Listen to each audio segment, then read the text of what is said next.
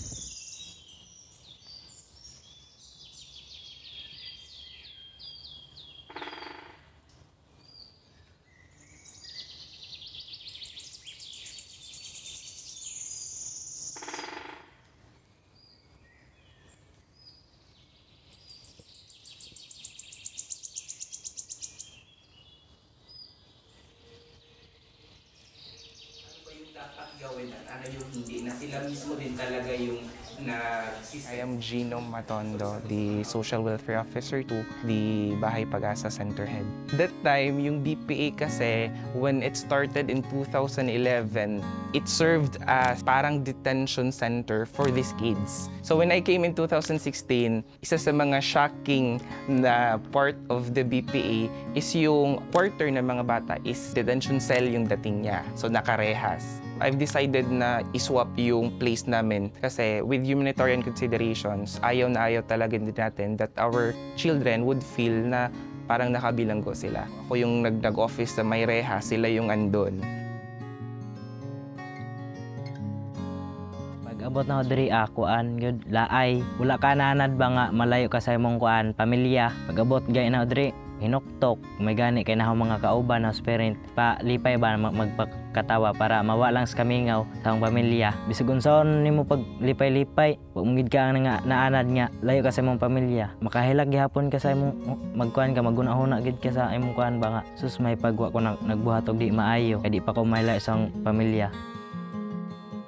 With the provincial support giving us enough budget for the building, every year din binibigyan tayo ng mas malaki na pondo for the operation. When we started, we had a budget of 720,000.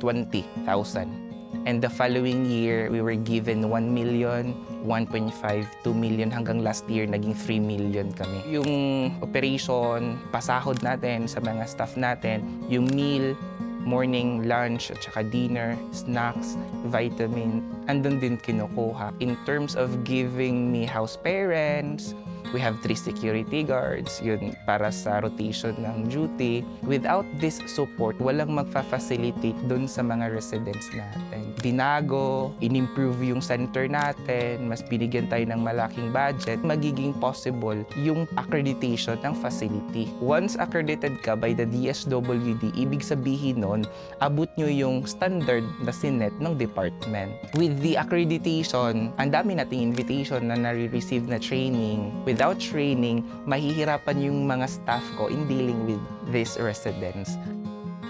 With gender and development, tinuturuan tayo how to be more gender sensitive with the way we treat our residents here. Tinuturo natin yan siya, kinokorek natin siya through the gender lens. Yung role namin as social worker, as guidance counselor, we are not here to fix them, but we are here to facilitate them fix themselves. Isa sa mga actually wino-work out natin with the community and the LGU na social worker is yung bang reconciliation with the family of the victim. Kasi yun naman talaga yung gusto ni JGWC, maibalik yung trust ng bata sa community, si community to the resident, then magkaroon din talaga ng genuine na forgiveness doon kay victim.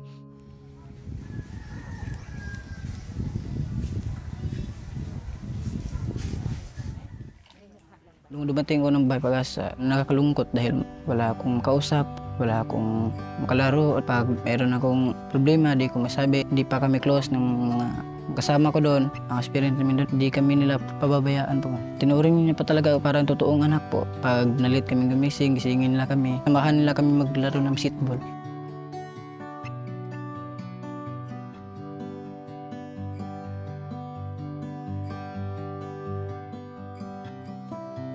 Yung partnership natin with the Provincial Agriculture's Office, sila yung nagbigay sa atin ng 100 chicken na lahat, tsaka 3 kambing. Si Mao naman, Municipal Agriculture's Office, nagbigay din siya ng more than 1,000 tilapia fingerlings. Provincial Veterinary's Office natin, magbibigay sa atin ng mga ready-to-lay hens. Yun yung isa sa magiging business ng Bahay Pag-asa. Magdi-distribute kami ng egg. Hopefully, it will be successful.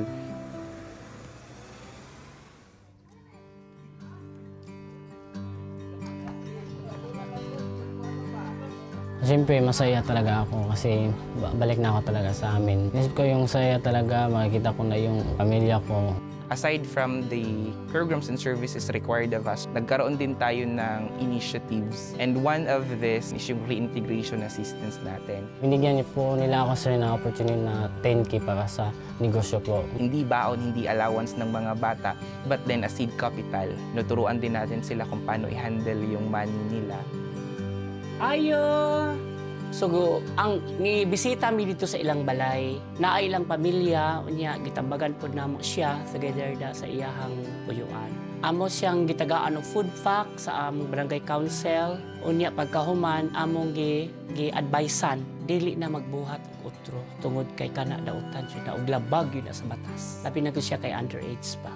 Ang pagpadako sa atong kabataan, trabaho natong tanan. Busa magtinabangay ta para sa ato ang mga anak. Nung nakita ko siya ulit, sobrang saya ko. Halos umiiyak na nga sa saya eh. Hanggang sinabi niya sa akin na, Mama, ay sorry sa lahat ng mga nagawa ko. Kang mag-alala, matutulong na ako sa inyo. Para sa akin, malaking bagay din. Malaking nagbabago sa kanya. Iisip ko talaga yung pagsisisi, bakit ko na yung nagawa. Kinakausap ko talaga si Lord. Lord, kung may papatunguhan pa ba ako, parang ganyan, may pag-asa pa ba ako, makakauwi pa ba ako. Nagbago lahat na yun, nandun yung pagsisisi, nandun yung pagbabago, pita. Pero hindi pa rin mawawala sa akin yung mga tao doon. Nalulungkot ako kasi maiiwan ko na naman sila. Pag meron namang mga event po or mga gagawin nila, sir, kung may bisita ako, sinasabi sa kanila na butihin nyo lang dito sa pag-stay dito sa Bahay Pag-asa. Kasi training to eh, parang training sa pagbabago natin eh. Parang kasi ko ng pamilya sila eh. Mino-motivate ko talaga yung sarili ko nga tapusin ko yung pag-aaral ko kung mabigyan talaga ako ng opportunity makapagtapos. And then kasi ang pangarap ko sa pamilya ko eh. Kasi sa pamilya namin kasi isip ko walang narating kahit isa. Parang ganyan. Gusto ko talagang mag-Portuguese nga pag makatapos ng pag-aaral kasi gusto ko na tumulong bumawi sa pamilya ko.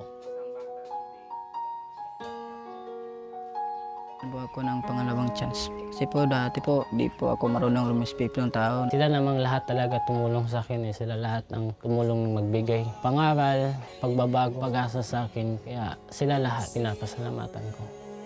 You're a good father. It's who you are.